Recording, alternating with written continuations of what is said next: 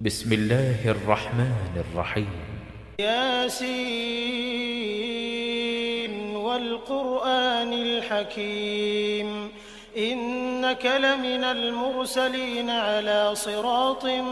مستقيم تنزيل العزيز الرحيم لتنذر قوما ما أنذر آباؤهم فهم غافلون لقد حق القول على أكثرهم فهم لا يؤمنون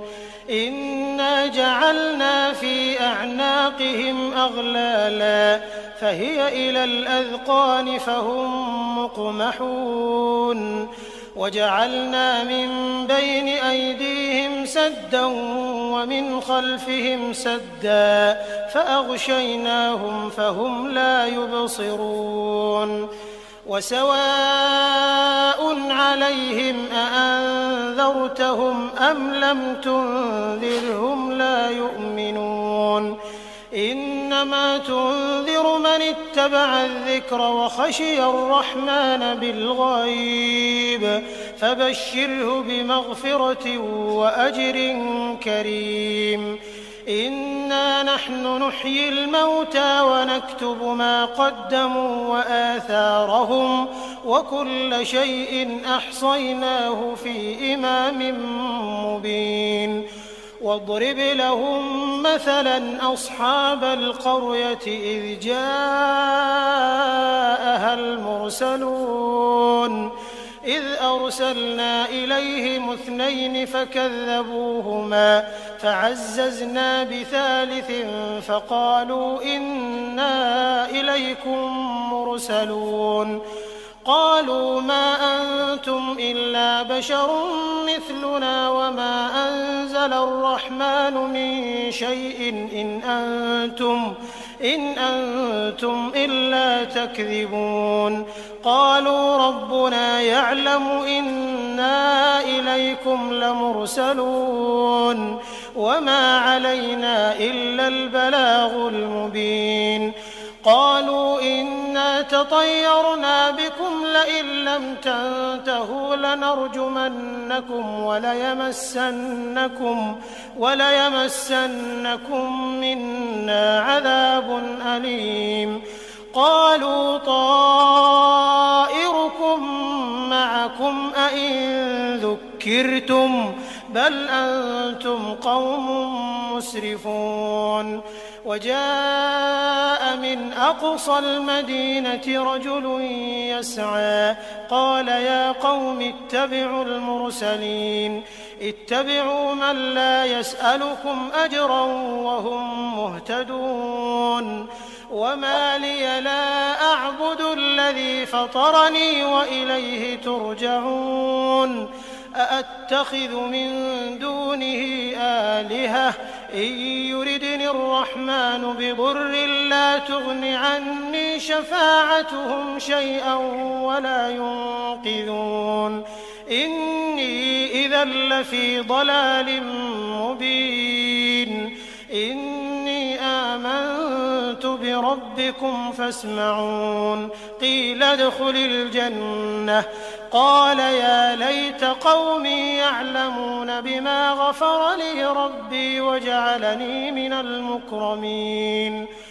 وما أنزلنا على قومه من بعده من جند من السماء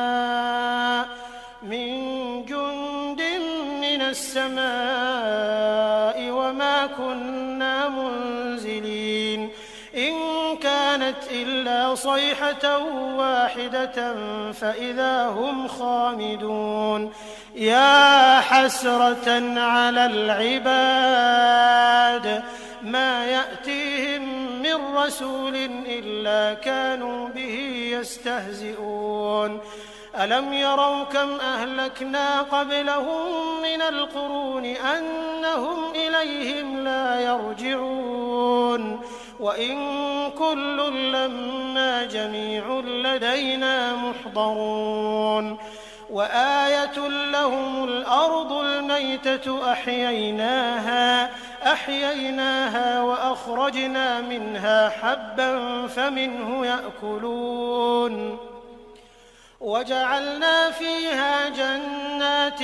من نخيل وأعناب وفجرنا فيها من العيون ليأكلوا من ثمره وما عملته أيديهم أفلا يشكرون سبحان الذي خلق الأزواج كلها مما تنبت الأرض ومن أنفسهم ومما لا يعلمون وآية لهم الليل نسلخ منه النهار فإذا هم مظلمون والشمس تجري لمستقر لها ذلك تقدير العزيز العليم والقمر قدرناه منازل حتى عاد كالعرجون القديم لا الشمس ينبغي لها أن تدرك القمر ولا الليل سابق النهار وكل في فلك يسبحون وآية لهم أنا حملنا ذريتهم في الفلك المشحون وخلقنا لهم من مثله ما يركبون وإن نشأ نغرقهم فلا صريخ لهم ولا هم ينقذون إلا رحمة منا ومتاعا إلى حين وإذا قيل لهم اتقوا ما بين أيديكم وما خلفكم لعلكم ترحمون وما تأتيهم من آية من آيات ربهم إلا كانوا عنها معرضين وإذا قيل لهم أنفقوا مما رزقكم الله قال الذين كفروا للذين آمنوا أنطعم من لو يشاء الله أطعمه إن أنتم إلا في ضلال مبين ويقولون متى هذا الوعد إن كنتم صادقين ما ينظرون إلا صيحة واحدة تأخذهم وهم يخصمون فلا يستطيعون توصية ولا إلى أهلهم يرجعون ونفخ في الصور فإذا هم من الأجداث إلى ربهم ينسلون قالوا يا ويلنا من بعثنا من مرقدنا هذا ما وعد الرحمن وصدق المرسلون إن كانت إلا صيحة واحدة فإذا هم جميع لدينا محضرون فاليوم لا تظلم نفس شيئا ولا تجزون إلا ما كنتم تعملون